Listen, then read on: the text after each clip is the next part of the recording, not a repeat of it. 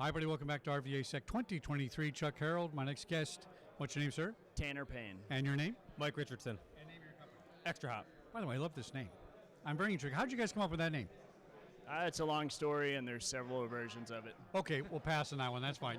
We're going to talk about network intelligence for advanced defense. I hear a lot of people talk about defense today, but the new model I hear is there's some offense in the defense. Are we thinking on both sides now to create defense?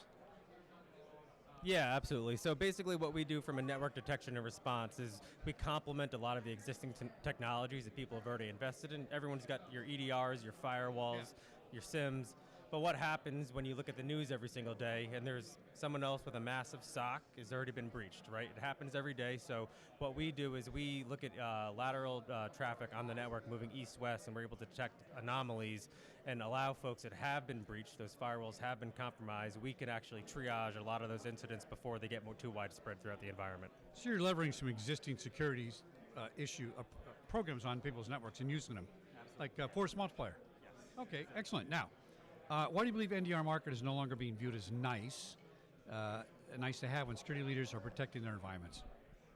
Again, all right. Yeah, for that exact reason, right? Every time you look at the news, somebody has been breached, right? So even though you have a lot of those technologies doing a lot of the blocking and tackling for you, at the end of the day, breaches happen. It's inevitable, unfortunately, in this kind of stage in the game. Attacks are getting more and more creative, and they're still getting through. So what we've been able to do is mitigate those risks from spreading so widespread throughout the environment. And so what we do is kind of exploit the gap between the initial compromise and the end game, what the attackers are after, and knowing that they have a lot of work to do after they compromise a network, whether it's lateral movement, internal recon, privilege escalation, data staging. And so we identify those mid-game tasks that are a lot of times noisy, and almost every time they must use the network. So that's why NDR is critical to identifying an attack before the end.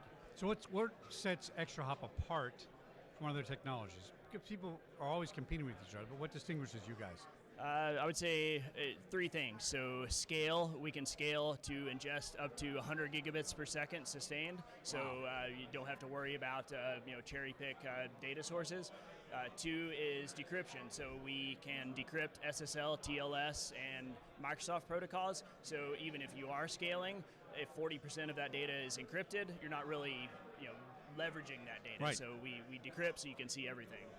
So how is Extrahop Reveal X, that's your product, right? Yep. Mitigating new internal risk factors such as generative AI and protecting proprietary information? Big question to Colin Farrell. Are you going to take it? People told you to look like Colin Farrell, right? I have, yes. I've heard that a few times, actually. Yeah. Pretty much, obviously, everyone's talking about generative AI. It's something that's really going to augment the way a lot of organizations work today, hopefully streamline certain activities people have to do. However, it's a huge risk for security teams, depending on what data is being put into ChatGPT, what happens on the other side, what happens if a generative AI platform is compromised. When you have a lot of organizations like financial services and healthcare, and you see large amounts of data kind of going in and out, we actually give you the visibility to be able to see how much data is going into a platform like that, how much is going out. And so if you do even standardize on a platform like a ChatGPT across your organization, someone else internally may be using an unauthorized generative AI tool. So we could actually kind of help detect what's going where and be able to mitigate some of that risk that is really concerning for a lot of IT leaders. Yeah, so we can show what internal hosts are talking to these AI as a service platforms, but also the ratio of data out to data in. So a normal request would be small question, bigger answer. Right. But if somebody was copy pasting intellectual property, customer lists, things like that, then you would see a larger data out versus data in. That way we can prioritize those for further investigation. So it strikes me that ChatGPT came out of nowhere. It didn't, but it kind of did to the general public, right? When I bought my first computer in 1984, you could say hello, it'd say hello. The AI's been around a long time. Right. But now, of course, it's on steroids, right? Turbocharged. Are companies like yourselves ready for this? I think, I'm not specifically asking Extrahop, but it really is going to change how cybersecurity companies do business. They almost have to exclude it completely until they figure out that it's going to work right. It's got to be a huge wrench in the cog there to stop things working or something. Right. I don't know.